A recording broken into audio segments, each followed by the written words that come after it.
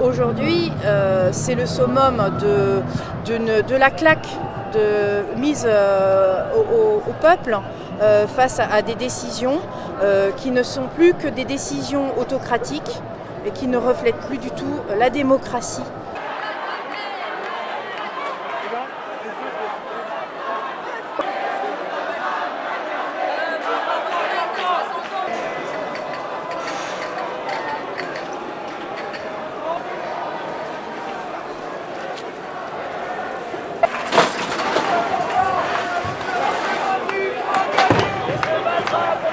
On a décidé que c'était important de politiser les rues aussi, je pense, et de montrer encore notre désaccord avec la réforme des retraites.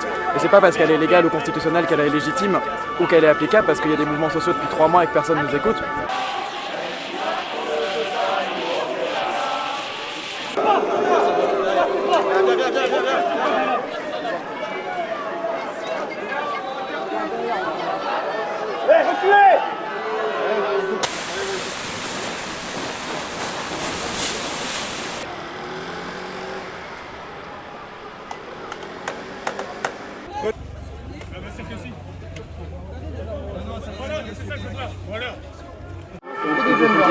Plusieurs fois que des jeunes gens sont arrêtés, mis au commissariat et puis ensuite relâchés parce qu'en fait il n'y a rien à leur rechercher. C'est pas normal. Dans un état de droit, ça n'est pas normal.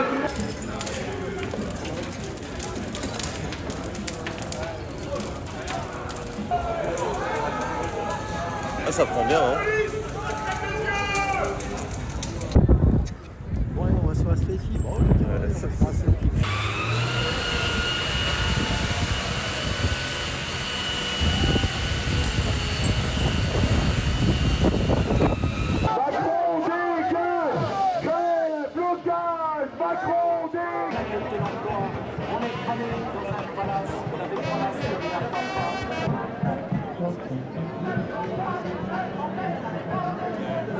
J'ai pas de mots en fait, tout simplement, parce que moi je m'attendais au moins au référendum.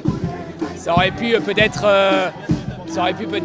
apaiser les tensions qu'il y a actuellement dans les manifestations. Et là en fait c'est un vrai scandale démocratique pour moi.